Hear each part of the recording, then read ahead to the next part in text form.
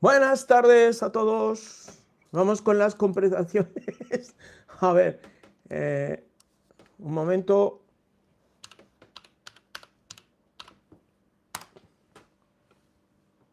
A ver, no hay nadie, muy bien. Vamos a ver, control, control, ¿tenemos sonido? ¿Tenemos sonido? Ahí no hay sonido. El primero, hola. Ah,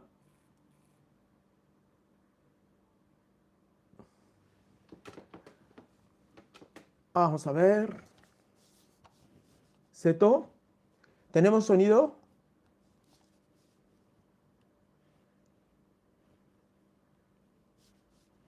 ¿Tenemos sonido? Ah, se escucha maravilla, vale. Bueno, ¿podéis decirme si lo escucháis, por favor? Veo muy mal esto, espera.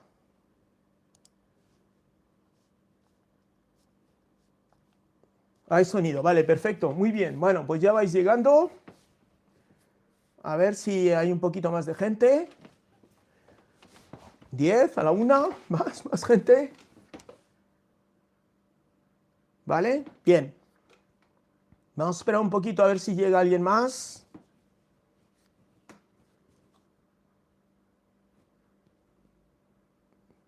Bueno, yo creo que...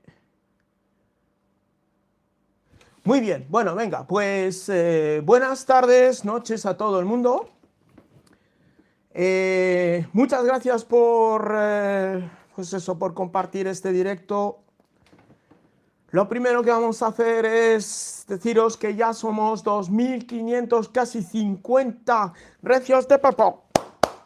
Muy bien, vamos muy bien, ya sabéis, borrachos como cubas, muy bien, muy bien. Además, como siempre os digo, estoy muy contento porque tenemos una comunidad realmente bastante chula.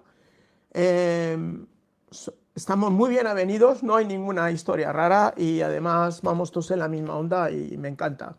Estoy viendo últimamente que además de los capítulos de la serie de la Rockpile nos están gustando mucho.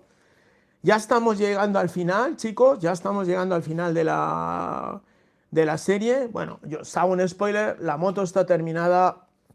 El lunes se va a una feria, Bike Show en Barcelona. Luego hablaremos de todo esto. Bueno, vamos a ver si alguien más se apunta, porque si no se va a perder esto. El, el título de hoy es Las verdades del barquero. Ya sabéis de qué va esto, ¿no? O sea, las verdades del barquero son las verdades que no les gusta escuchar a la gente. Más o menos, ¿no? Bueno, y luego está las niñas bonitas no pagan dinero y bla, bla, bla, bla, bla. Vale, bueno, pues entonces, aquí viene esto. Bueno, pues resulta que uno de vosotros, se chivó a papá, se chivó a papá. Hace cuestión de, pues no sé, casi, no sé, 3 semanas o así, pues viendo un directo, un trozo de Galpo, de Galponero, pues hablaba de eso, que uno de vosotros se chivó y le dijo que, mira, Pepo ha dicho que los japos no han sabido hacer motos hasta el 2000.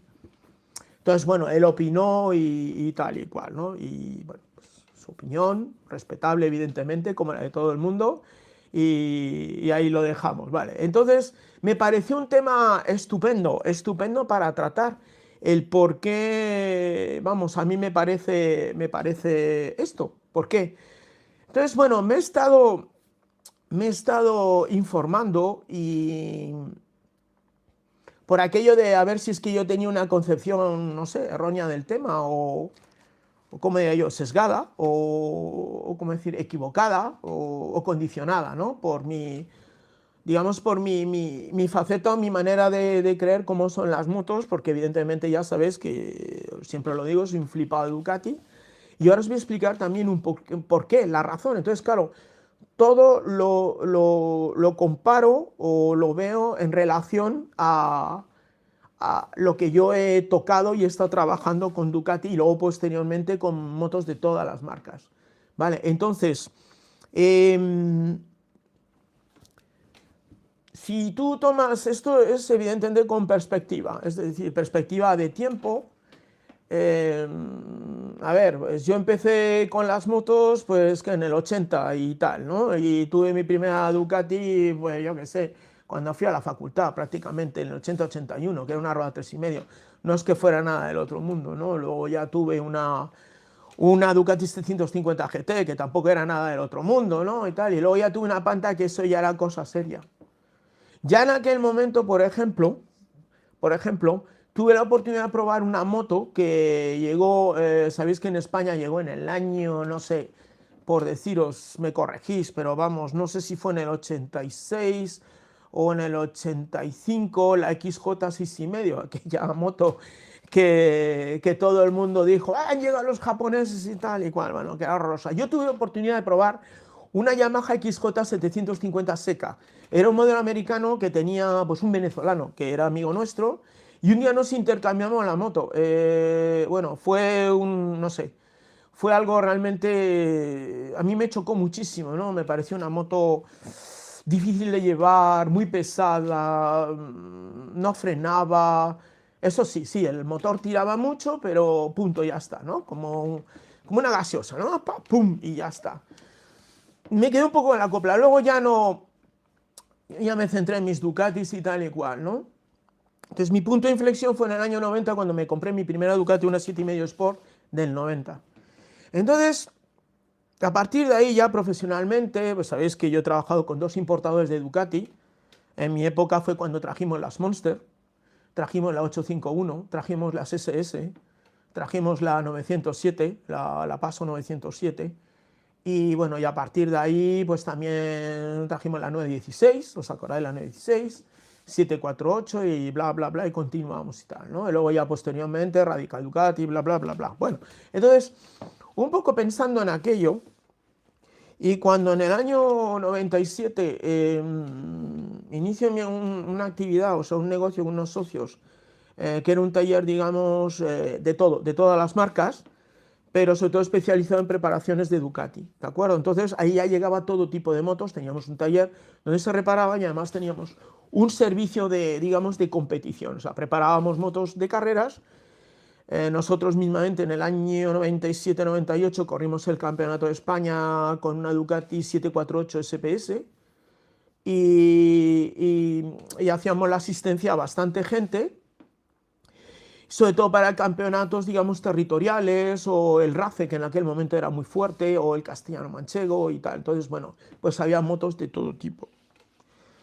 En aquella época, por ejemplo, tuve la enorme suerte de probar una Honda RC45, moto que a mí me sorprendió, porque vi que estaba, digamos, esto estamos hablando del año 98, 99, estaba un poco, ya se parecía bastante al tema de lo que yo conocía de Ducati, ¿no? O sea, de cómo se movían las Ducatis. Y probé también una Tele 1000, que era también bicilíndrica, chasis un poco, pero motor muy bueno, vamos, mejor que el nuestro. ¿Qué más? BMWs también, probé una K1, ¿os acordáis de una K1? Pero aquella, la super carenada, ha sido lo más horroroso y lo que más se parecía a un autobús de línea, y tremendo, y eso que costaba un dineral y era el parangón de, no sé, del diseño y todo. ¿Os acordáis que llevaba la rueda carenada? Entonces si tú quitabas el carenado de la rueda, la moto era terriblemente inestable y tal, ¿no? Todo lleno de maletas y tal. Bueno, un día es una moto muy curiosa, porque además deriva de un proyecto que se hizo en su momento, mucho tiempo antes, se llamaba La Futura, que era sobre un motor boxer, que era fantástico aquella moto y tal. Bueno, ¿qué más cosas probé? Pues, no sé, una Hayabusa, ¿no? Una Hayabusa. Pues eso, increíble, vaya pedazo de motor. O sea, era un motor con dos ruedas, así de claro. O sea, creo que lo máximo que llegué a meter fue segunda y media, porque se acabó, la autopista se acabó, segunda se acabó. Además, llegar al acelerador porque te echaba para atrás era un acto de fe aquella moto y tal. Bueno, entonces yo tengo todos esos recuerdos, más luego todo lo que he trabajado y he visto. Entonces, ¿en qué me baso? Me baso pues comparando los años y qué es lo que ofrecían, con lo que corría la gente, con lo que iba la gente a la calle. Pues eso, yo también he ido en moto, he hecho viajes, he ido a Jerez, he visto cosas, ¿no? Entonces, Cuando tú te encuentras, por ejemplo, que en un año, por ejemplo, 91, muchas de las japonesas tenían horquillas convencionales, ni siquiera tenían horquillas invertidas. Sus frenos eran de simple pistón, muy bonitas, muy Tokiko, muy Nissin, muy tal, pero de simple pistón. O sea, me he estado, digamos, así refrescando la memoria, viendo cosas, y por ejemplo, ahora con la vista, ¿no? Con la perspectiva, ves tendencias a nivel... bueno, es que no os estoy haciendo caso. Bueno, sí, buenas tardes a todos, ¿vale? Bien, entonces, ¿qué veías? Pues eso, pinzas de simple pistón. Estaba viendo, por ejemplo, en las FZ600, por ejemplo, ¿no? Moto de todo el mundo, moto que corría mucho y tal. Llantas de 18 pulgadas, y eso es una reminiscencia de los 80. Estamos hablando del año 92, 93, seguimos. La GSX-R, lo mismo, horquilla convencional, luego ya la ponen rápidamente, es de las que rápidamente le meten horquilla invertida, pero las pinzas siguen siendo, pues eso, sus Tokiko, no sé qué, bueno, sí, había alguna de 4 pistones, pero es que luego ya tienen que llegar a poner 6 pistones, por eso son incapaces de frenar ese trolebús, de lo que pesa. Eso a nivel, por ejemplo, de llantas, de suspensiones, de freno, bueno, y ya no te quiero decir, o sea, si vamos avanzando, tú todavía en el año 2000 pasados los 2000, todavía te encontrabas muchísimas japonesas que tenían latiguillos de freno de goma extensibles. O sea, no es que fuera mejor porque fuera extensible, al revés, o sea, que es que tú frenabas y hacías ¡buah! Todo eso era pérdida de potencia frenada, no os quiero decir también en las pinzas y tal, ¿no? A nivel de chasis de bastidor, he visto, por ejemplo, que... sí, Pedro, te has razón, sí, Pedro, nuestro agente infiltrado, todavía, perdonad, es la primavera, todavía están... Yo es que creo que no exagero, o sea, están todavía muy atrás, entonces... no sé cómo explicar. Por ejemplo, he visto que Honda rápidamente en la CBR 900 tiene una horquilla convencional, que atención, tenía una 43 de barra, buena, una regulación muy primitiva, que yo he utilizado, por ejemplo, para motos de competición, para correr en clásicas de resistencia, donde te permitían, por ejemplo, yo le metí una horquilla convencional de una Speed Triple, de una Speed Triple. Entonces me lo permitían porque el diámetro de barra estaba dentro del reglamento. Entonces, claro, ya de poner una horquilla convencional, vamos a ponerlo más rígido, lo más tocho, ¿no? Sobre todo cuando tienes unos chasis que son rígidos. Entonces, ves, por ejemplo, que Honda sí tiene un chasis Delta Box, un buen chasis. Pero tú ves, por ejemplo, que Suzuki empieza con unos alambrillos, que ya tuvo un problema con la GSX R7,5, la primera, cuando salió en el 86, que aquello flexaba, incluso hasta las llantas se doblaban. Bien, entonces,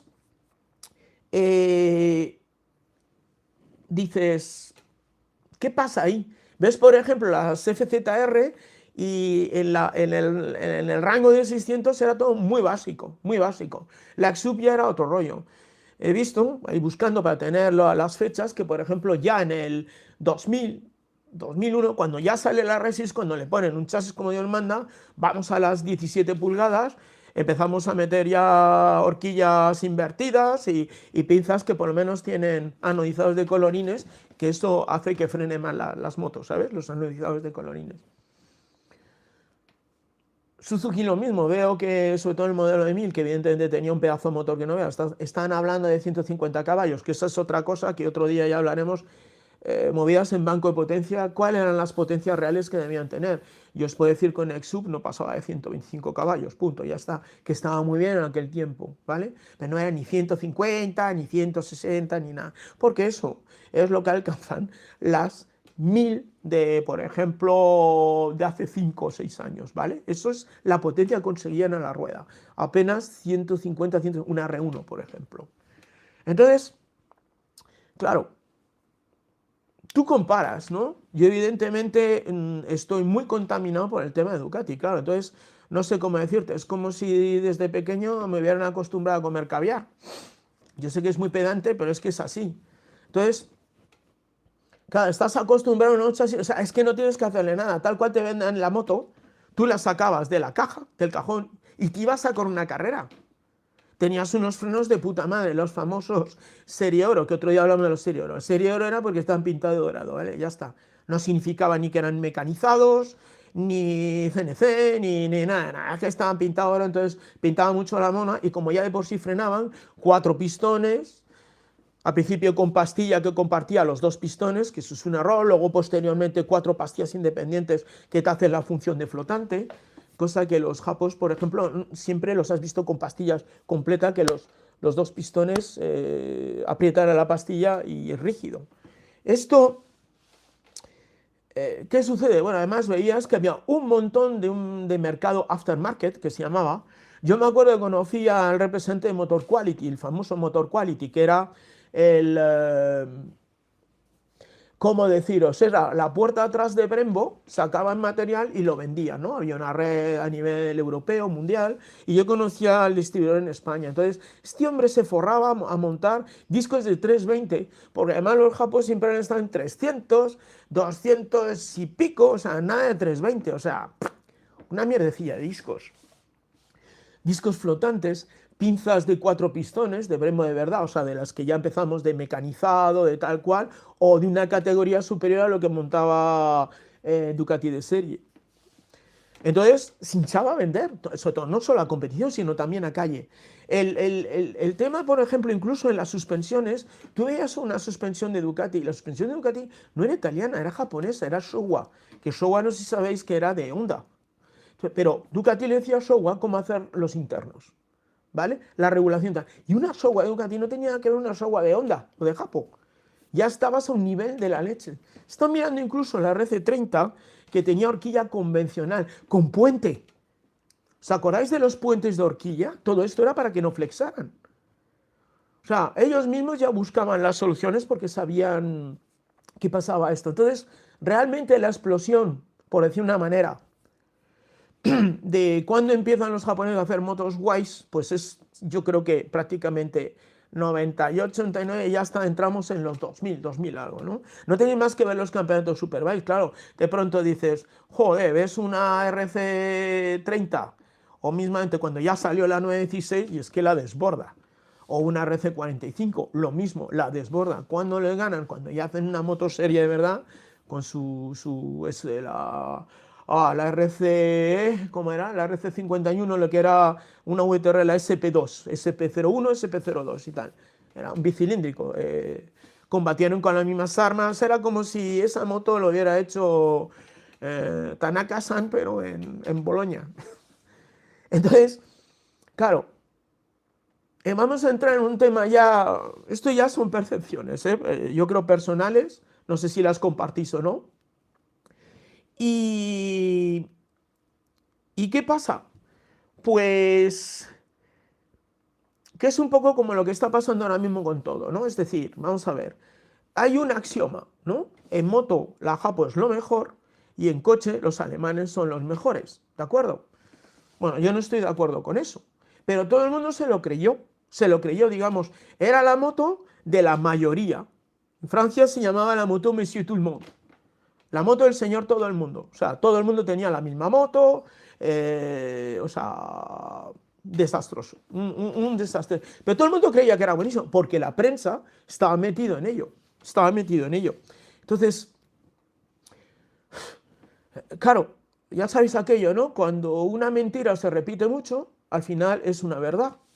Pues esto es lo que pasó, todo el mundo se le metió en la cabeza. Pasó lo mismo con los coches, ¿eh? O sea, seguro que muchos de vosotros decían, ¡buah! Un Alfa Romeo, vaya mierda. No.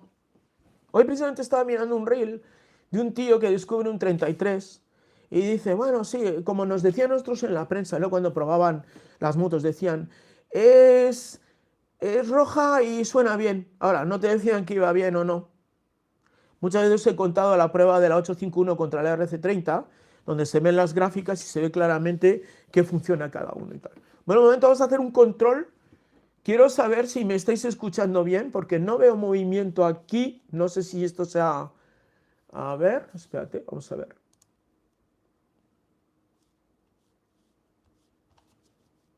Bien, sí, perfecto, vale.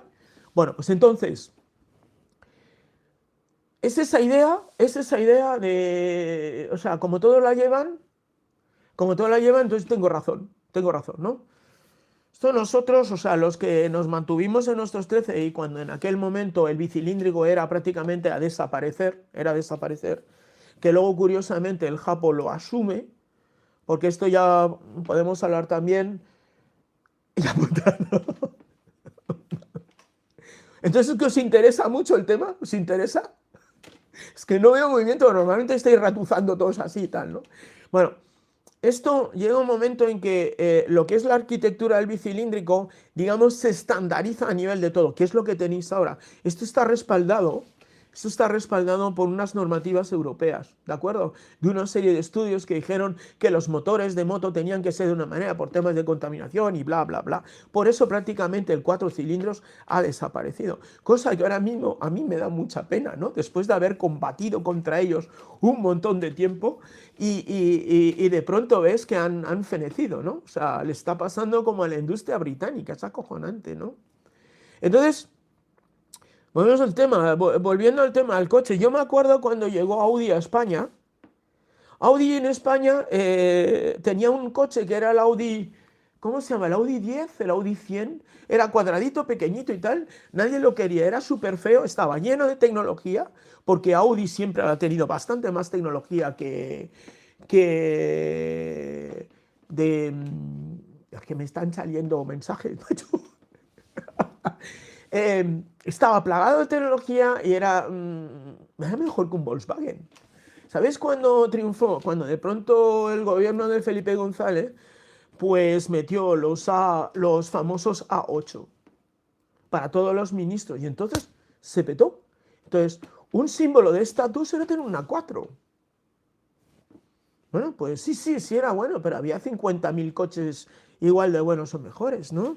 Yo lo he notado mucho, sobre todo el de Alfa Romeo, por ejemplo, porque a mí siempre me han gustado las causas perdidas, ¿no? Es decir, me ha gustado lo que no le ha gustado a la banda. ¿Por qué? Pues porque estoy convencido. Fíjate, a mí me previnieron, no compres un Alfa Romeo, tal cual. Yo quería comprarme un 156, que cuando salió era un coche con una línea fantástica. Así es como te enganchan los italianos. Empiezan por la línea, pero luego te montas y tienes una serie de sensaciones y prestaciones que los tienes ni de coña. Yo me acuerdo de un antiguo cliente mío, que no me acuerdo qué moto tenía, bueno, sí, tenía una Monster, y él tenía un 911, la hostia, o sea, tal, ¿no? Pero él siempre se acordaba de su Alfa Romeo Alfetta. Y decía, era cojonudo, nunca funcionaban los limpiaparabrisas, pero es que en mi vida me lo he pasado mejor. Pues esto es un poco el tema, ¿no? Entonces, es una cuestión meramente de percepción de la masa. Y el Japón nunca ha dejado de ser un producto de la masa. Por lo menos antes, ahora volvemos a lo mismo. Está habiendo un ciclo en el que están cayendo. De hecho, por ejemplo, cuando ya dejaron de comercializar la GSX-R, a mí me dio mucha pena que no se comercializara ya la GSX-R, porque era el indicativo del final de una era. Eso era el final de una era, de las deportivas. Se acabó. A partir de ahora, tenemos las motos, como hablan ahora, de la 2, ¿no? De la 2. Entonces, bueno, esto por la parte de... que a mí me parece que los japos, pues evidentemente, se basan en un hecho de la masa, ¿no? Como todo el mundo la tiene,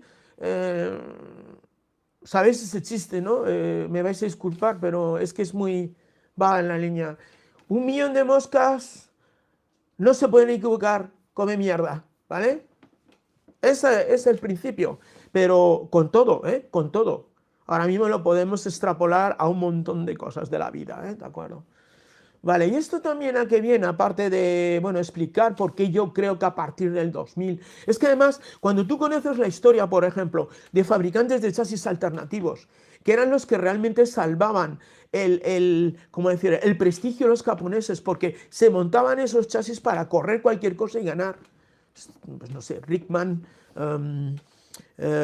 Martin, Godier Genou, Motoplast, Bimota, ¿qué más? Ingleses, venga, más, venga, gente que sepa, va.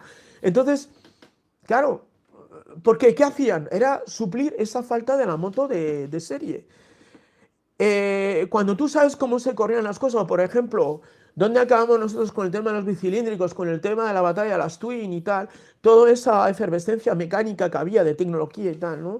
Y tú seguías viendo las motos de toda la vasca, del Monsieur Tout el Monde, del Señor Todo el Mundo y tal, ¿no? Bien, bueno, ahora hemos pasado al siguiente grado. Hemos pasado al siguiente grado, que son los chinorris. Bueno, ya tenemos al jefa. Bien, no sé si os habéis enterado que está ZX Moto machacando, pero machacando en Super Sport. De hecho, este año, este fin de semana, corren en Brno, creo que en Brno, la República Checa, y ha ganado la categoría de Super Sport. Luego ha quedado una manada de Yamahas y Ducati ni se le esperaba, ¿vale? Entonces, es la cuarta vez que ganan. Y claro, se han venido arriba todos los defensores de los chinorris, todos. ¿Habéis visto? Son la hostia, es el fin ya de esto, ¿ves? Es otra vez intentando buscar el argumento de la mayoría que está comprando esas motos diciendo, lo hemos conseguido. Y tienen razón, porque cuando tú ganas en competición, entonces tú tienes un argumento sólido para decir, es que mi moto vale. Pero una cosa es que sea la moto del Deliveroo, ¿vale?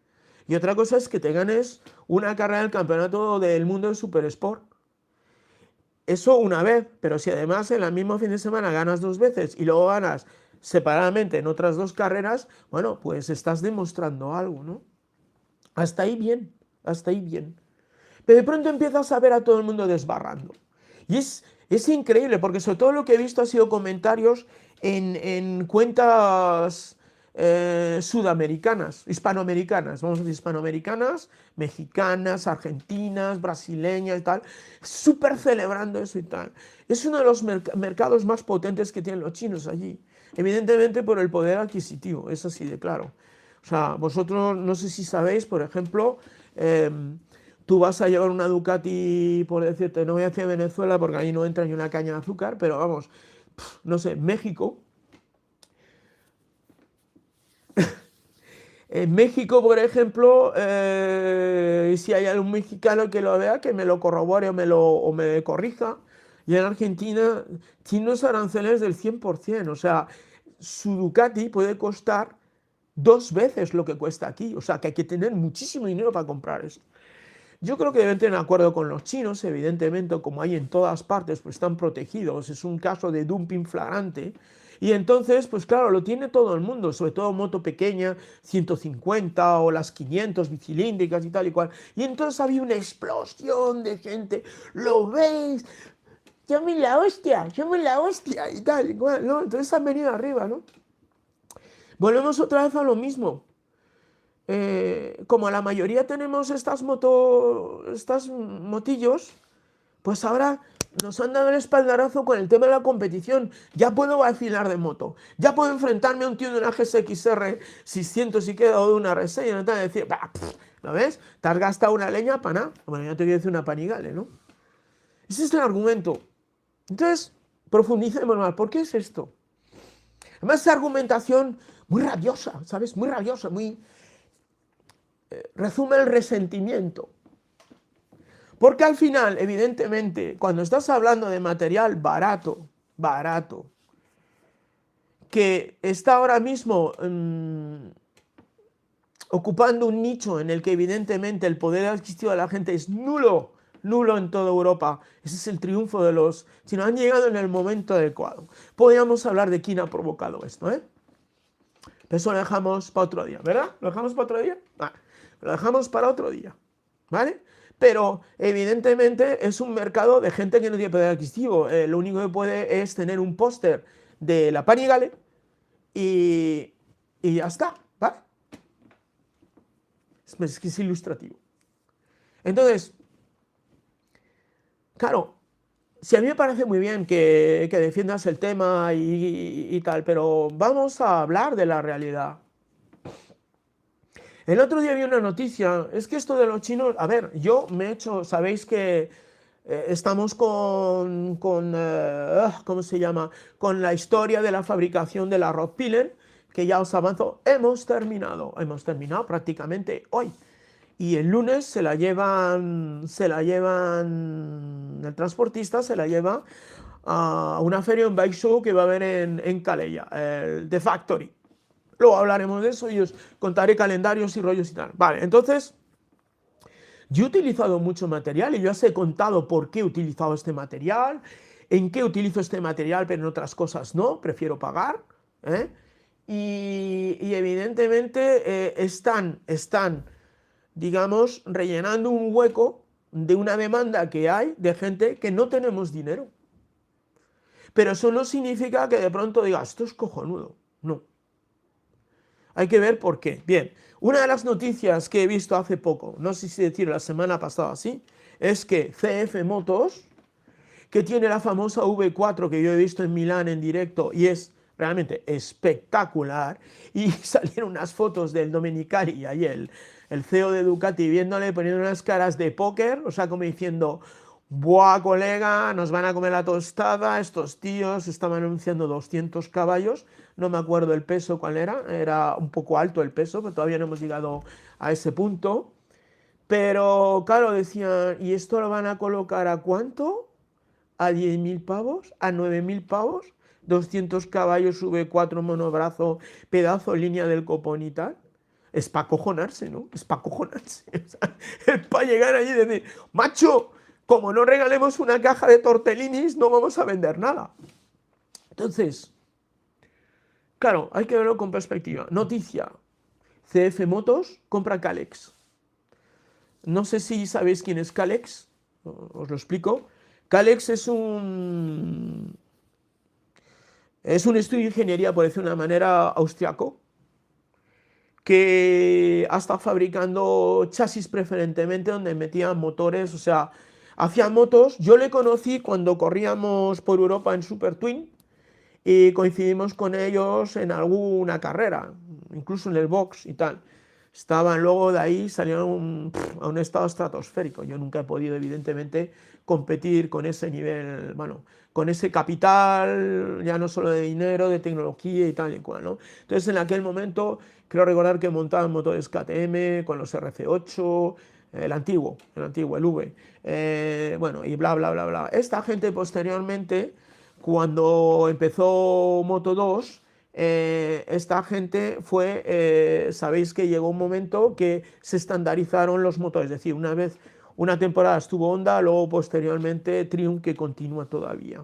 Dejan, creo que participar, a mí me gusta, no sé cómo está el reglamento ahora mismo, pero uno de los suministradores de chasis, tú tenías que mantener el motor de la categoría, pero luego te comprabas chasis de fabricantes.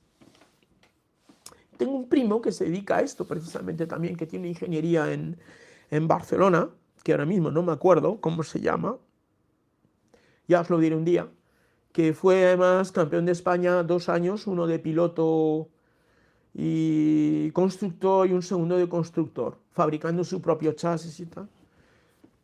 Aquí hacemos un paréntesis. En aquel momento, cuando se gestó Moto 2, que se gestó en España, lo organizó Dorna, en un primer momento, increíble lo que os voy a contar, en un primer momento iba a ser libre, es decir, iba a ser una categoría por lo que era un Super Sport, motos de 4 cilindros de 600, dejaban bicilíndricos hasta 800 y 3 cilindros hasta 700, creo recordar. Entonces, en aquel momento yo estaba con mi proyecto de la RAV02, yo tenía una moto y estaba viendo el modo de bajar la cilindrada de, por ejemplo, una 848 o, por ejemplo, subir una 749 hasta ese límite de 800 y utilizar mi chasis. Yo ya había conseguido 134 kilos con chasis de aluminio y tal. Luego todo eso se fue a la mierda, pero además de una manera... Fue muy cruel, porque un montón de gente hizo unas inversiones de cojones diseñando chasis. O sea, no os lo podéis creer. Todo el mundo se dedicó a diseñar un chasis y a montar normalmente un Honda. Era tipo. De hecho, luego posteriormente, bueno, Honda y Yamahas, quiero recordar. Y luego eso para el Campeonato de España, pero como estaba también controlado por Dorna, pues entonces al final Dorna decidió que iba a ser, digamos, el sitio de pruebas para luego meter esa categoría, lo que sería futuramente Moto 2 con motores de 4 tiempos y tal y cual. Luego el motor se unificó y los chasis sí podías conseguir cualquier chasis o alguien o fabricártelo tú o tal. Y uno de ellos es Kalex. Bueno, ¿por qué os digo esto? Vamos a ver. Yo soy CF Motos, ¿de acuerdo? Y de pronto digo que quiero ir a GP o lo que sea, ¿vale? Yo no tengo el bagaje técnico para ir. ¿Qué hago? Miro lo que hay y lo compro. ¿Sabéis por qué? Porque yo soy multimillonario, porque me lo puedo permitir, ¿vale? Porque yo lo valgo y tú estás a lo mejor a punto de así y te voy a hacer un favor que te voy a pagar por la empresa X, te voy a salvar a toda la gente, te voy a salvar el negocio y monto esto y me voy a las carreras. Claro, así todos vamos a las carreras, ¿verdad?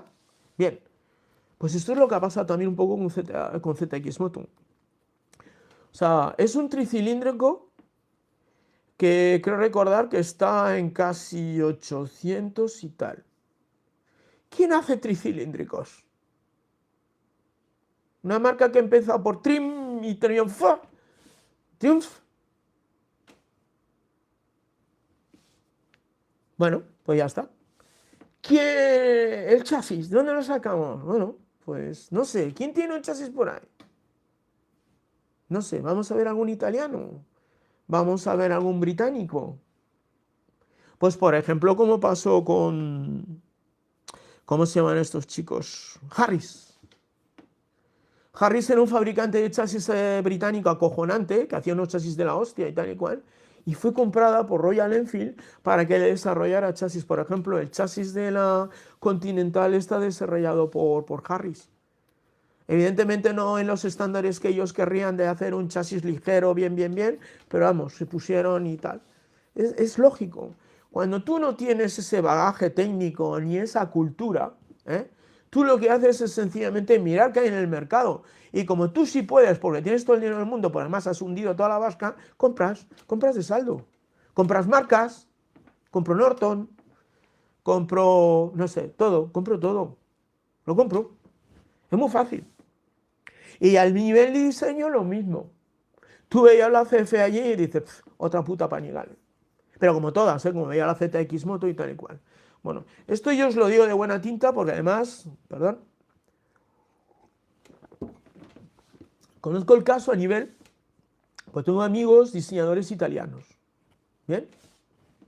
Yo siempre he colaborado mucho con diseñadores italianos, jóvenes diseñadores italianos, que evidentemente en su momento pues necesitaban trabajar y tal, y bueno, hemos llegado a acuerdos, yo les he dado una oportunidad a nivel de que han podido hacer sus diseños, se han enseñado, o sea, no se han quedado en la teoría de terminar una carrera, sino que han llegado al punto último de hacer.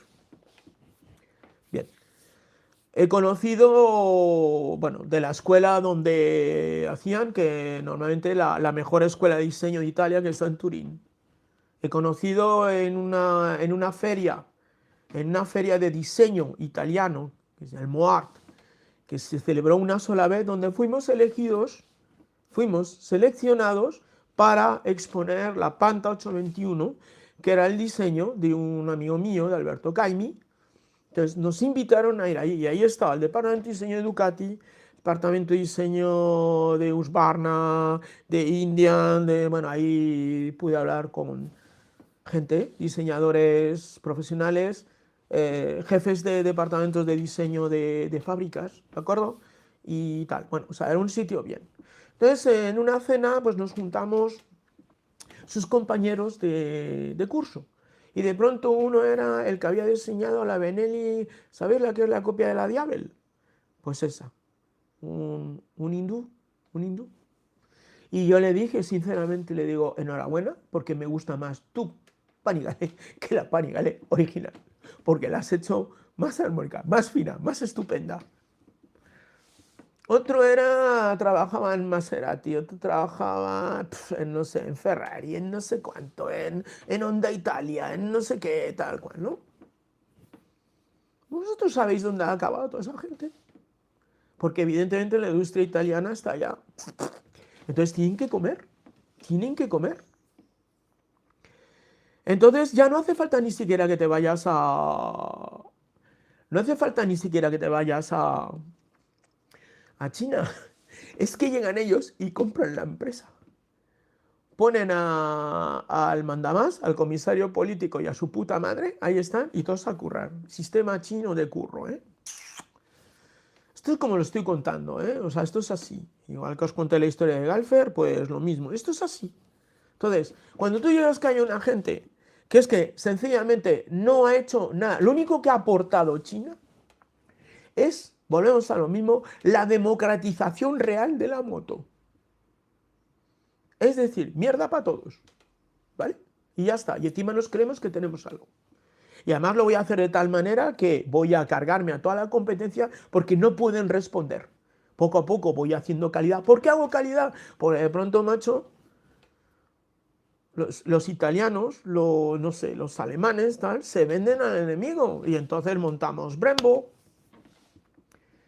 Sí, eso te pica, ¿no? El Valencia ya es chino, ¿no? Pues tranqui, que están diciendo que en Madrid había un marroquí que se lo quería pillar. Vale, entonces llegan y Bremo entra. Y entra, ¿quién más entra? Pues no sé, todos, o sea, no sé qué comentarte. O sea, como fabrican allí, al final hacen joint ventures y tal y cual, ¿no? ¿Habéis visto el caso de KTM? KTM estaba en la puta ruina, la compra su socio, que es Bajaj, que es India, compra el 51%, pone sus condiciones e increíblemente, no sabemos qué ha pasado, KTM, lo que quedaba de KTM Austria, ha recuperado el dinero, ha recomprado su parte con la idea o la excusa de decir que querían recuperar su identidad y hacer las motos como les salían los cojones a ellos. Ole por ellos. ¿Entendéis? Entonces, tú no puedes decir que el producto chino, que esto, que lo otro, lo más allá, y ves un montón de profetas, ¿no? Que dicen es el futuro, no. ¿Qué cojones de futuro?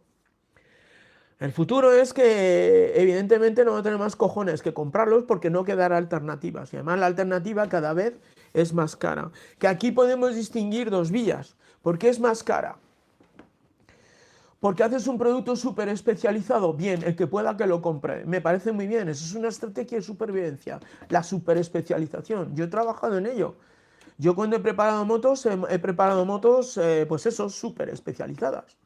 Motos de carreras te daba, bueno, según lo que pagabas, te daba una moto que pesaba 140 kilos o 134, 141 con tantos caballos y te ibas a con una carrera, lo pagabas y punto.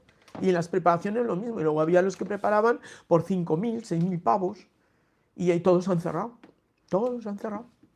Y luego, pues eso, la otra vía es, voy a intentar ganar lo máximo posible de dinero, voy a vender mi pegatina del depósito y la vas a pagar que te cagas. Caso actual de Ducati, de BMW, pues no sé, Triumph.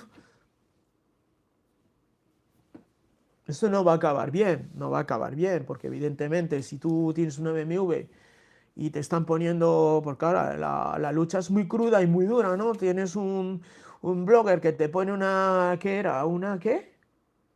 Es que entre la Azotes, la CF Motos y la no sé qué, me confundo. Creo que eran Azotes. Entonces, tú ponías un Azotes y ponías la famosa BMW F800, la GS800, y ves que es exactamente igual, el mismo motor y tal. Cambia el logo en la carcasa, algún equipamiento, el chasis en la China pesa más, la moto pesa algo. Porque no están en esa liga. Si es que les importa tres cojones que pese o no pese. Lo que quieren es que tú la compres. Porque además, yo es que me interesa bastante el tema, ¿no? Me interesa bastante el tema, pero además es indicativo del mundo actual, ¿no? He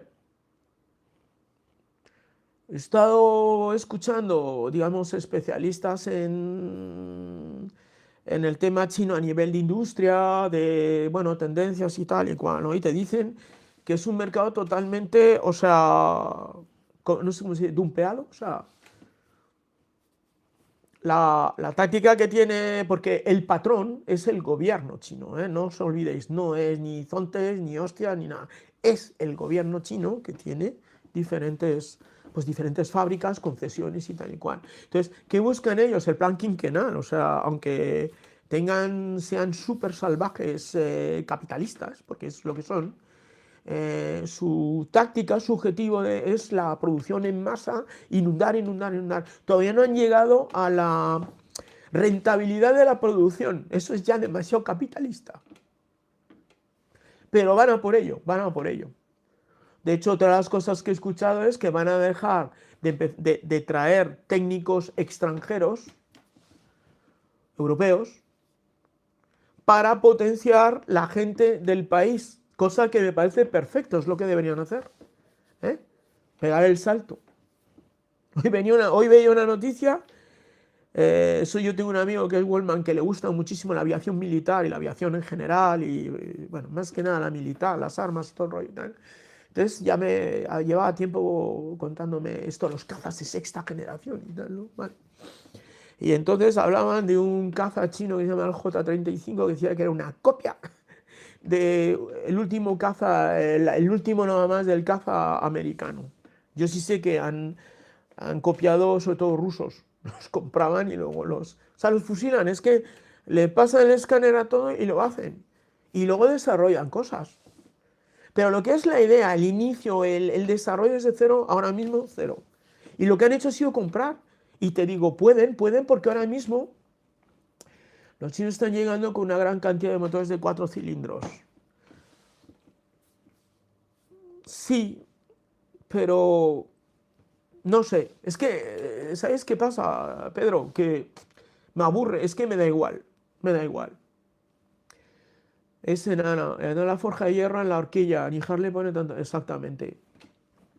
Una de las cosas por las que yo digo de que los japos no han aprendido a hacer motos prácticamente hasta pasar el 2000 y tal, te lo digo, es cuando he empezado a trabajar con motos de otras marcas, dejé un poco de lado Ducati porque estaba ya un poco... Cuando estás en una secta, llega un momento en que, no sé, ya te gripas un poco, ¿no? Cuando ya la secta desbarra, lo mejor es pirarse, es ser el disidente. Lo mejor es ser disidente en todo, hay que disentir de todo. Y evidente cuando coges, habéis visto mi manía de pesar todo, ¿no? Mi manía de pesar todo. Por cierto, la Bitpilen con la Rodpilen, Bitpilen con casi 4 litros de gasolina, añadiéndole un disco y cambiándole la horquilla y una pinza y tal y cual, 134 kilos, ¿de acuerdo? Con aceite, agua y tal, ¿no? Bien. Bueno, yo soy un obseso del peso, no por mí, porque ya me veis que yo desde luego no me peso, ¿vale? Sino el porqué de las cosas. ¿Por qué? A ver, ¿por qué una bimota es cojonuda? Yo me acuerdo una vez, yo fui, en su momento, fui concesionario bimota. Y me acuerdo una vez de un artículo de... Oh, se me está yendo de la bola, macho. Bueno, un periodista, Mariano Urdín, prueba la DB5, ¿vale? Un motor Ducati 1000 con su chasis de tubos y luego un mixto en el que ellos meten una placa mecanizada en aluminio con un basculante también multitubular, así un cantilever. Es una obra de arte e ingeniería. Conclusión del tío. Yo no entiendo cómo esto puede valer, pues eso, valía casi 20.000 pavos. Te estoy hablando del año, ¿qué? 2006. Claro, no, todo el trabajo que habíamos hecho nos lo mandó a la mierda. Es lo que suele pasar con los periodistas. ¿Eh? Je m'excuse, Pedro. Es lo que tienen los periodistas. Que normalmente es una banda de ignorantes de cojones. No saben, no saben. Pero tú sabes por qué se hace así. ¿De dónde viene eso? Lo que cuesta una pequeña fábrica artesanal que hace, no sé cuánto hacía al año, no llegaban ni a 1000 unidades. Todo hecho a mano. Con un peso, ¿no te paraste a pensar cuánto pesaba, cómo daba la potencia? Hiciste la misma mierda que cuando probaste la 851, no tú, tus compañeros de motociclismo. Por eso estáis todos en la mierda, no hay revista y hacéis todos podcast, ¿vale? Porque es lo único que podéis hacer. En fin, si sacaréis gente por lo menos de la industria. Gran parte culpable de esta movida de tenerlos a todos... Sí, así. En fin. sea, que como veis, no es de ahora mismo, esta gilipollez no es de ahora mismo, ya existía antes. Lo que pasa es que ahora se ha normalizado. Ahora ya nadie se atreve a decir, todos unos pollas. ¿A qué viene esto también? Porque es que vamos enlazando, es que esta es la razón. Mira, esta semana he visto es que no sé cómo se dice. Lo que yo hago con la Rotpile, no sé cómo se llama. Esto no es un podcast, es bueno, un corto, una peli en Instagram, perdón, en YouTube, que prueban una moto, ¿no? Y es mi amiga la Cocos. Mi amiga la Cocos. Mi amiga la Cocos, con más periodistas de estos de digitales virtuales, más alguna Coco más, se va a probar la R7. No tiene pérdida, o sea, pérdida, o sea, pero no porque, ¿cómo deciros? O sea, no tiene desperdicio, se llama. No tiene desperdicio. Di que sí, sí, y autopista, todo el grupo Motorpress y tal, y cual. Y todos, todos. Bueno, es que en la prensa yo he tenido auténticos problemas incluso con gente que ha colaborado conmigo o con proveedores y tal, porque a mí me hacía una entrevista, yo le explicaba todo de la moto, pero con pelos y detalles, y cuando lo escribían lo que salía los cojones. Y eso me ha provocado a mí muchísimos problemas a nivel de, oye, ¿por qué has dicho esto? No me has presentado como tal. Le digo, mira, macho, yo he llegado incluso hasta, no voy a decir a grabar, pero casi, y decirle, mira, macho, yo dije esto. O sea, eso también podemos hablar. Bueno, entonces, no nos perdamos. Se van a la prueba nacional, bueno, creo que era internacional, de la R7, de la nueva R7, creo que de este año 2026, y lo hacen en un circuito español, que no me acuerdo con él. Pedro, peut-être tu étais dans le test de R7, tu me dis. Y entonces, primer punto, que esto era muy típico en el motociclismo, ¿sabes? De pronto, CBR 600 del 2002. Es de putísima madre porque por fin ha arreglado y te ponía toda la mierda que tenía el modelo anterior. Y de pronto te dabas cuenta que habían vendido una auténtica mierda. Pero todo el mundo estaba contentísimo con su mierda, ¿no? A ti te venían y decían, mi CBR 600, ¿no? Pero a ver, Gil del Candil, espérate a cuando salga la prueba del año siguiente, te vas a enterar todo lo que tienes. Pero claro, como eres un muñeco que no tienes ni puta idea de la moto, no te das ni puta cuenta. Si normalmente eres un jodido paleto de Wisconsin.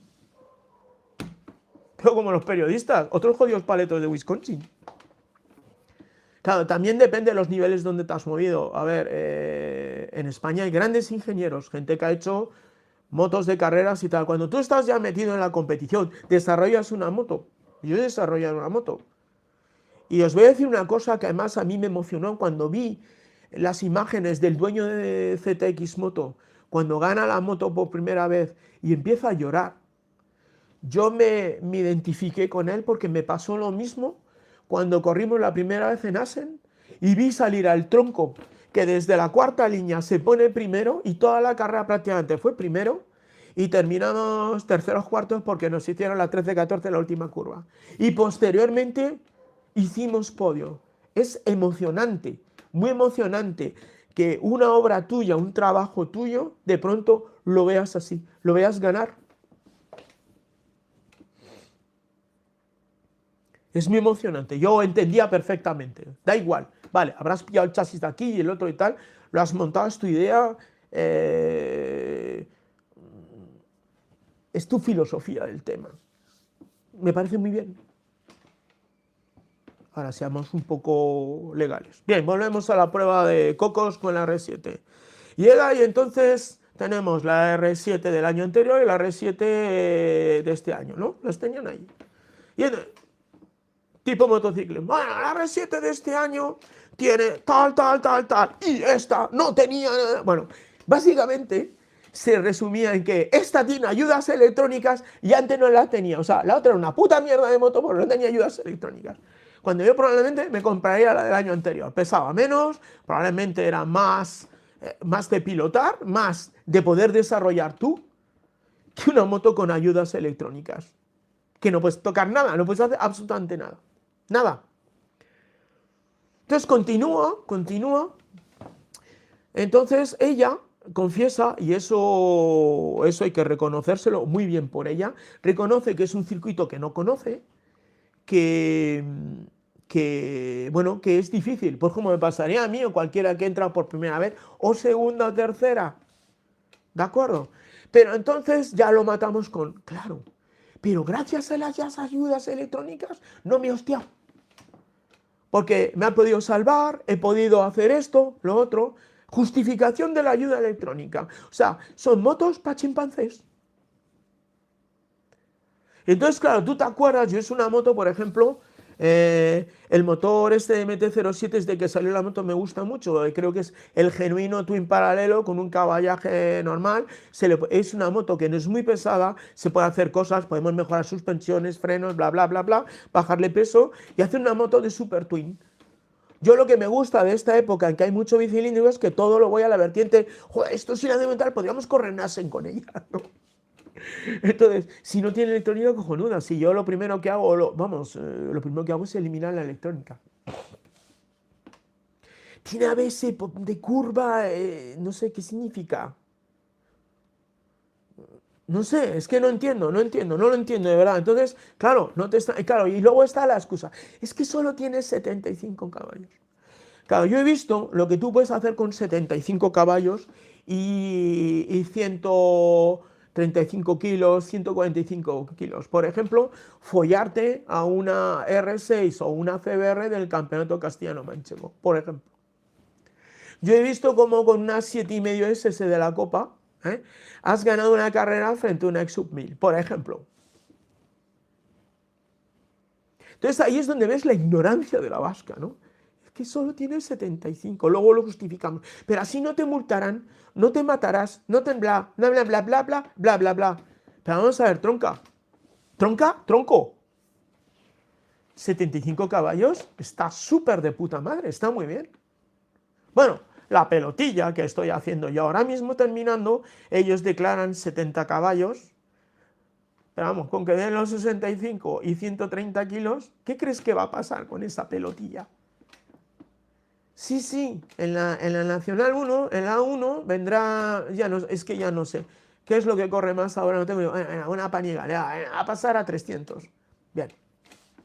Y cuando lleguemos a Soto y nos metamos dirección Miraflores, nos metamos para Morcuera, subamos, bajamos hacia Rascafría y nos metamos hacia Cotos. Después de Cotos nos vamos a Navacerrada y a la vuelta nos vamos por esas carreteruchas de la Sierra Madrileña y tal. ¿Qué hacemos con eso? La vida no es una autopista, ni una autovía de 4 carriles o 3. Bueno, perdona, eso es en Europa. Aquí solo andamos con 2 y nos tocan los cojones. ¿Vale? Y entonces esa es la falta de perspectiva de la banda. A mí me parece una idea, vamos, yo estaría encantado de pillar una MT-07 y hacer un aparato de carreras de cojones. Y evidentemente pillaría la que no tuviera electrónica. Ya está. Eliminaría su inyección y tal, buscaría unas inyecciones de las que yo trabajo con sus cableados de carreras y tal, lo desarrollaría y chimpún, y tener una moto cojonuda. Bueno, esto es parte de la movida, ¿no? ¡Ay, que viene la China! ¡Americano! Una puta ignorancia de verdad, o sea, no sé.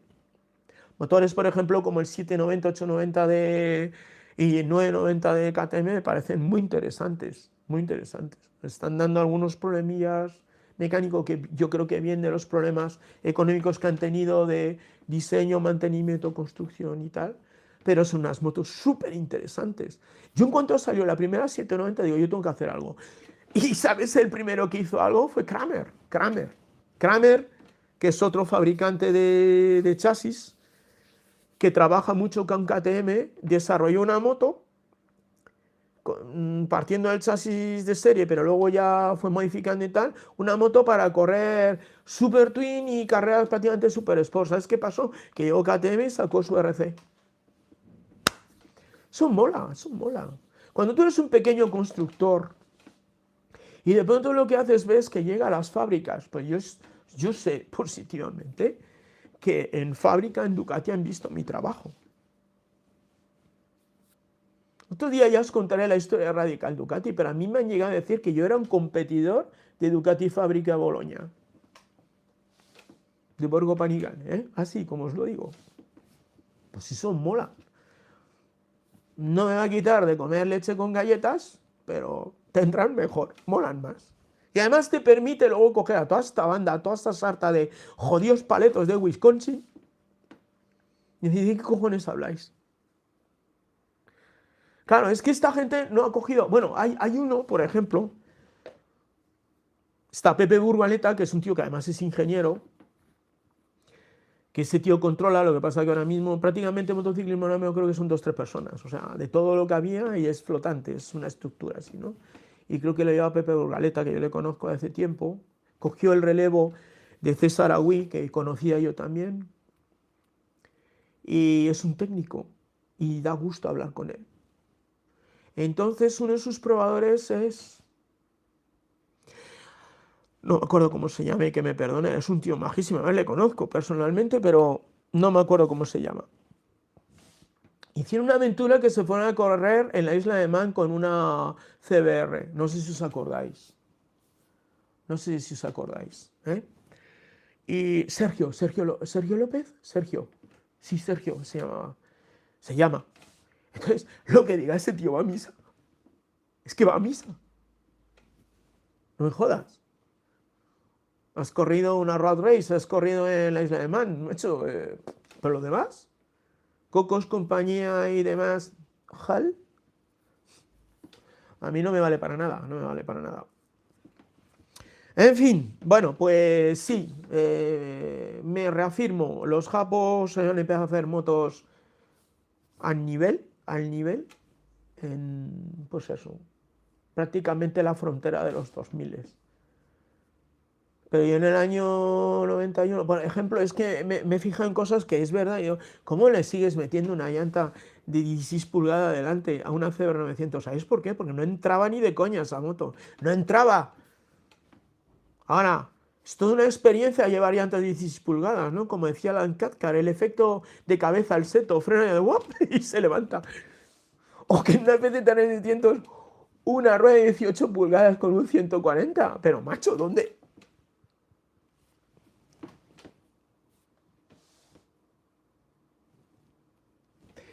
En fin, Sergio Romero, eso es, Sergio Romero. Bueno, pues básicamente esa es la argumentación. Yo evidentemente he estado muy mal acostumbrado, repito, es como si desde pequeñito te ponen a comer caviar y de pronto un día acabas comiendo, pues eso, leche con galletas, sienta fatal. Entonces, pues con las motos ha pasado lo mismo, he tenido la mala suerte de empezar con Ducati, de desarrollarme con Ducati, de ver el desarrollo ya tocho de Ducati a nivel industrial y todo el rollo y tal, y luego pues correr y desarrollar y batirme el cobre primero, o sea, con 4 cilindros. Yo me acuerdo, yo era el único que llevaba Ducati, y todo el mundo me decía sandeces. Luego todos han acabado o con una Ducati, o han terminado teniendo un taller que tocaba Ducati, ¿sabes? Tremendo, ¿eh? Tremendo. Y no era ni ser más listo, ni pionero, ni hostias, ni nada. Era sencillamente, no sé, algo que está muy bueno ahora, sentido común. Entonces, bueno, pues que no os coma la cebolla. Las chinas son lo que son, están para lo que están, son consumibles, punto. Luego empezarás a ver, tienes también vídeos de gente, me cago en la puta madre de esto, que se ha roto. Eso también lo tendrás, evidentemente, como todas las marcas. Porque yo os digo lo mismo, lo importante de una moto no es tanto si es buena o mala, sino el servicio que tengas. Me voy a poner un ejemplo, BMW tiene un servicio postventa número 1. Ducati es Ducati. ¿Ves? El Galpo, estás ahí, maricón. Sí, efectivamente, mira, me gustas mucho. Porque con tus comentarios de la SS, porque es el genuino ejemplo de la Ducati, es decir, moto sencilla, eficaz. O sea, Ducati es igual eficacia. Luego te puedes complicar la vida. Verá Galponero con la 748. Otro día os contaré. Nunca os compréis una 748. Sobre todo las que son las del modelo E. ¿Sabéis por qué se llamaba E? Económica. Bajaron el precio, atención, bajaron el precio para que todo el mundo, bueno, todo el mundo, la gente comprara. ¿Quién la compró? El jodido paleto de Wisconsin. Que tenía una CBR 600 John Deere, Y entonces, cigüeñales, rodamiento, era un desastre. Claro, la desgracia de uno era tu dicha. Lo cogías, la reparabas, la ponías con cariño y todo el rollo, y luego te ibas a correr unas carreras. Le metías un kit de 853, con lo cual la carrera la hacías un ultra corta, era mucho más fiable, corría más y le metías de alrededor de entre 15 y 20 caballos. Claro, ahora entiendo, Esteban, ahora entiendo, claro, es una E y habrá estado machacada y tocado por jodidos paletos de Lugo. C'est comme ça, es así, es así. Es así. Pues como si tú me pones a mí a reparar, pues no sé, algo que no controle, pues no, probablemente la cague. Es normal, errare humanum est, decían los romanos locos, decían. Entonces, bueno, ese es el tema, hay que tener perspectiva, sobre todo personalidad, que no te dejes pisar, pero vamos, a nivel de toda la vida, toda la vida. Yo me acuerdo lo mismo, me ha pasado con los monocilíndricos. ¿Cómo te gastas tanta pasta? Bueno, me he encontrado rollos como, por ejemplo, cuando hice la GRR 4,5, de gente que me decía, pero ¿cómo te has dejado ese dineral que ha costado la preparación 2-3 veces la GRR? Bueno, ¿y a ti qué cojones te importa? Que para empezar me la han mandado una fábrica y a mí lo que me mola es encontrar una mierda de esas que tú criticas, hacer un aparatazo y pasarte por encima, ¿entiendes? Eso es lo que a mí me mola.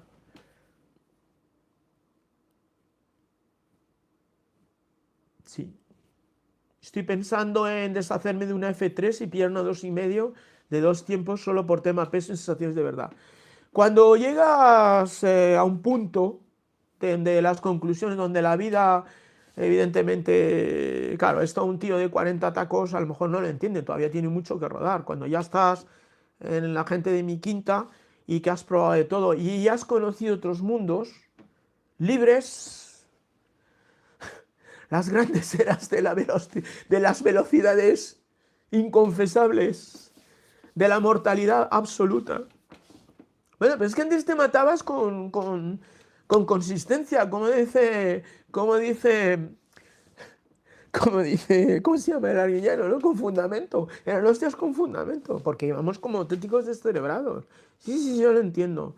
Cuando sobrevives, de pronto aprendes un huevo, ¿no? Y luego, claro, escuchas tonterías. Las ayudas.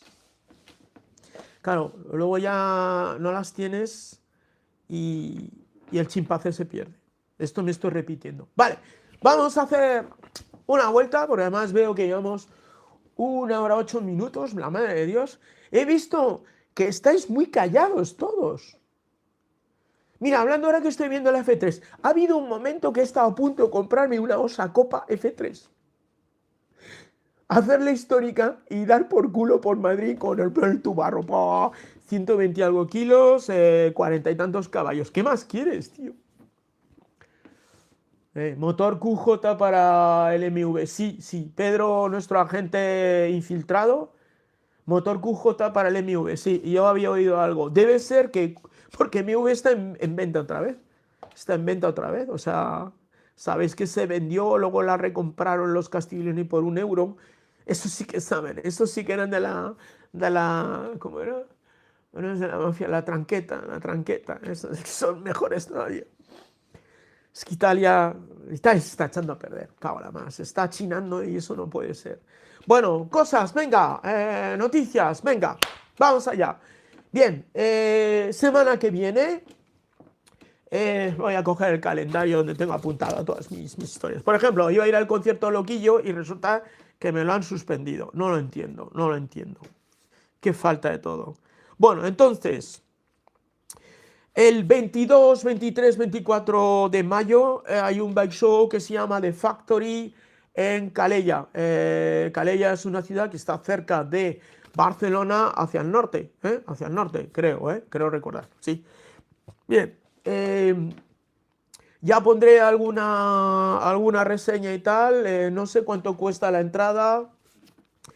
Hay un buen elenco de constructores y bueno, pues voy a presentar ahí la Rotpilen el sábado, bueno, la destaparé antes y tal, ¿no? Y ya os enseñaré fotos y bla, bla, bla, bla y tal, ¿no? Entonces, el sábado sobre las 3 tengo una presentación ahí, les daré una charleta, les comeré la oreja como os estoy comiendo la oreja ahora. Y nada, lo grabaremos y lo pondremos y tal y cual. Vale, 22, 23, 24, atención, Cataluña, Barcelona y toda la zona de por allí, y ya está. Nosotros, la guapísima y yo, pasaremos discretamente por Zaragoza y tal y cual, y tal, y nos tomaremos el fuete en no sé dónde y el cafetito en otro lado y tal y cual. En nuestros viajes multiparadas, ¿vale? Bien. Cuando vuelva la moto, porque la moto va por un lado, me la sacan de aquí el lunes a las 8:30, a pillar con las legañas, lo que tienen los retirados. Los fijos discontinuos es lo que tenemos, ¿vale? Bien, atención, el jueves 28, todo de mayo estamos hablando, presentación de Rotpilen en Motos Ascari, calle Buen Gobernador 18, también lo enseñaré, en Madrid. Aquí en Madrid, ya sabéis, aquí en Madrid. Porque si no es aquí en Madrid, no es aquí en Madrid, ¿vale? Bien, os lo digo para la gente que estéis en la zona centro, queráis y tal. Ya pondré la convocatoria, horas y tal y cual. Habrá birra, whisky, rock and roll, chistorras y lo que haga falta. ¿Vale? Bien. Más cosas. Bueno, quiero dar las gracias a todos. Porque aparte que somos un grupo cojonudo, los racios de Pepo. Bueno, si llega, dice Manuel Martín, joder, llego tarde a todo hasta mi muerte. Eso mola, que llegues tarde. Bien. Me gustaría, no sé, me he quedado muy sorprendido de que no hayáis hablado nada. No sé, os habéis aburrido mucho, no os ha molado de lo que he hablado, no sé. Es para ver si tengo que cambiar el tercio. Hola a todos, tenemos que conseguir una normativa para las preparaciones y modificaciones porque la moto auténtica se muere. Sí. Hola a todos, tenemos que conseguir una normativa más flexible para las preparaciones y modificaciones porque la moto auténtica se muere. Sí, señores, la moto auténtica se muere. Se muere. Bueno, pero eso hablaremos otro día de cuando lleguen las municipales, Cuando lleguen las municipales, aquí hay que liarse a hostias, ¿no? Ya sabéis, el otro día salió un señor que dijo una cosa súper interesante, o sea, es de lo más interesante que he oído en mucho tiempo, voy a decir años, puede ser, ¿no? Tenemos que empezar la política de vaciar cargadores, Bien, vale. Entonces, a Madrid me apunto, bien, venga. Bueno, entonces, quiero decir, os doy las gracias a todos. Es un orgullo y satisfacción tener toda esta peña. Os digo, estamos en 2549,57. O sea, vamos cojonudos, vamos muy bien, muy bien. Bueno, por el ambientillo que tenemos y porque me ayudáis.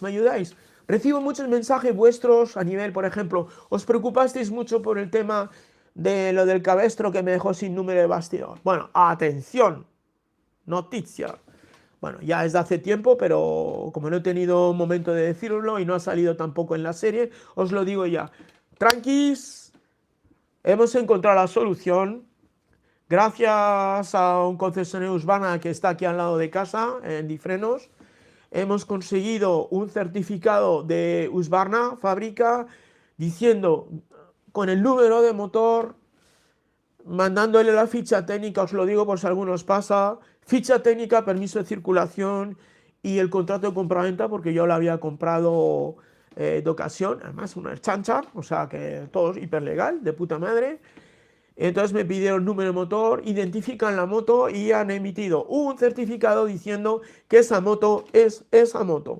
Entonces he encontrado también unos chavales majísimos de una ITV de alrededor de Madrid, lo que yo llamo provincias, que si os digo la verdad no sé dónde está, no sabría llegar otra vez, me tienen que mandar la ubicación, pero unos tíos cojonudos en los cuales me han orientado y me han dicho, ya les he mandado eso, otra acción que hay que hacer es pedir un informe a la Guardia Civil, que lo han pedido, ha sido positivo evidentemente, porque es un tío muy bajo.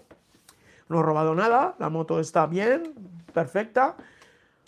Y entonces vamos a retroquelar, atenciones, hay que retroquelar, para lo cual tienes que tener la ITV vigente, cosa que no tengo porque se ha caducado la ITV, pero vamos a pasar primero la ITV, porque a pesar de que la veáis que está toda modificada, os acordáis que he hecho varias versiones para pasar ITVs, para ir por Madrid, para, pues eso, para pasar de los jodidos paletos de aquí y tal y cual. Entonces la transformaremos a modo ITV, pasaremos la ITV, retroquelaremos y posteriormente haremos legalización de reformas, ¿vale?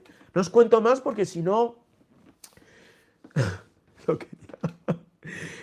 no os cuento más porque entonces os hago un spoiler de la serie y no mola, tenéis que estar allí, macho.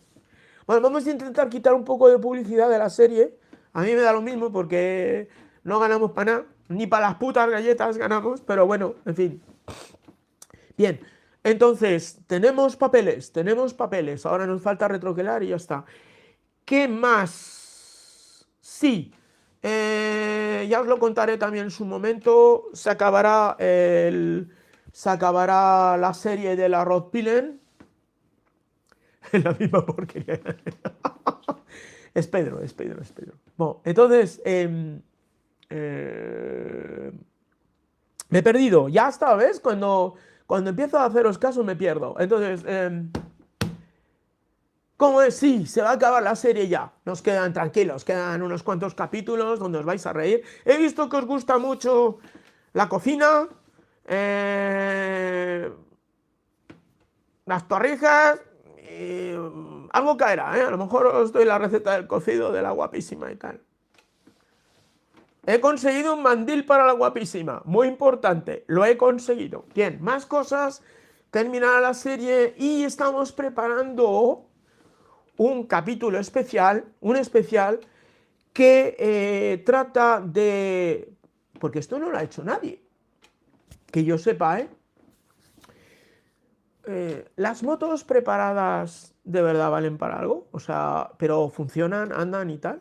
Hemos encontrado un señor, bueno, es un amiguete mío, que dio la casualidad que compró una moto preparada por mí, Rider, ya la veréis, Rider. Entonces nos hemos trasladado a donde él vive, que es, no es aquí en Madrid, es allí en la sierra, a unos 50 kilómetros, justo en donde empieza ya todas las subidas, todos los puertos y tal. Y hemos hecho un capítulo explicando tal, hemos tenido una charla muy interesante con él, va a estar muy divertido, te va a contar qué es tener una moto preparada y preparada por Pepo y tal. O sea, bien. Hemos, al mismo tiempo que estábamos haciendo Rod Pillen, sabéis que hemos terminado Quantum, la moto que se quedó parada durante 3 años, apareció el señor, hemos llegado a un acuerdo, se ha marchado a Holanda ya. Y bueno, haremos un pequeño capitulillo explicándoos, bueno, qué pasó, tal, un epílogo que se dice, un epílogo, ¿no? ¿Qué más? Pues exactamente, al mismo tiempo estoy terminando el proyecto 948IE. Está muy avanzado, estamos haciendo la serie también, la veréis. Después de casi un año que se terminó la primera temporada, vendrá la segunda temporada. Yo no hago como Netflix, que de pronto me cargo la temporada y te dejo allí colgado a ver quién es el asesino. No. Aquí terminamos, ¿vale? Eso será la siguiente serie. Tenemos más cosas preparadas. Luego tengo que tener un consejo de administración con mis gatos aquí para ver dónde metemos la pasta. Porque, atención, No me volváis a preguntar, ¿cuándo vas a terminar la SOS y la Desmo? Pues cuando haya dinero. O sea, es que es de cajón, es muy fácil. ¿Vosotros queréis que termine la SOS y la tal? Pues yo estoy encantado de recibir fondos New Generation, eh, chistorras y lo que haga falta. Tranquilos, ya la haremos, estamos en ello, la haremos. No sabemos qué vamos a atracar. Si una estafeta de correos o un banco, porque ahora ya en los bancos no hay dinero, entonces no se puede atracar. Vale, el ahorramás, voy a atracar el ahorramás, Bueno, como veis ya estamos ya desbarrando, estamos terminando. Bueno, pues todo eso. También el tema de daros las gracias, he tenido gente, bueno, cojonuda, o sea, desde gente que me ha ayudado o me ha dado pistas o como creía que podíamos arreglar el tema de los papeles, también ha habido gente pues que me ha ayudado, sabes que he tenido problemas de tema de encontrar clemas, ahora estoy lleno de clemas, pues como hemos descubierto que los chunos también se dedican a eso. Otro día también haré un programa, esto explicando la IA, la inteligencia artificial. Sí, la IA. La IA, ¿vale? Entonces, la estamos usando para buscar cosas. Entonces, bueno, la IA básicamente es como un Google a lo bestia, o sea, es que no sé por qué la gente se sorprenda. Sencillamente es una inmensa biblioteca donde tiene toda la información de todo lo que rula por la red y ya está. Entonces, pues va. Entonces, bueno, la IA está bien cuando no hay que opinar, cuando tú solo tratas de datos, o sea, es decir, de cosas que son 2 más 2 es 4, o sea, no hay interpretaciones. Entonces la IA funciona, más o menos, porque hoy le hemos preguntado una cosa a mi hijo y yo, de un tema de un proyecto que le estoy dando vuelta un poco loco, de una también super twin muy loca, porque ya me aburren los chasis de tubos, vamos a hacer una cosa muy loca. Y le hemos preguntado por saber y bueno, una vez más me ha demostrado que la IA no es la panacea, en ciertas cosas está muy bien, pero en otras no tiene ni puta idea. Parece un jodido paleto de Wisconsin también, la IA. Y ya no te quiero decir cuando le pide la opinión de un hecho histórico o algo que tenga la política o tal o cual. Entonces ya vamos a los sesgos. Entonces, la IA, bueno, pues por ejemplo me ha servido de pronto de darle una foto, yo lo explico, seguro que todos lo sabéis. Yo le he dado la foto con los cables y toda la historia y tal, para que viera todo, por ejemplo, de la Rockpiller y tal, me la ha mandado y de pronto dice, esto es de un Ford, del modelo Ford, tal cual, no sé qué, digo, hostia.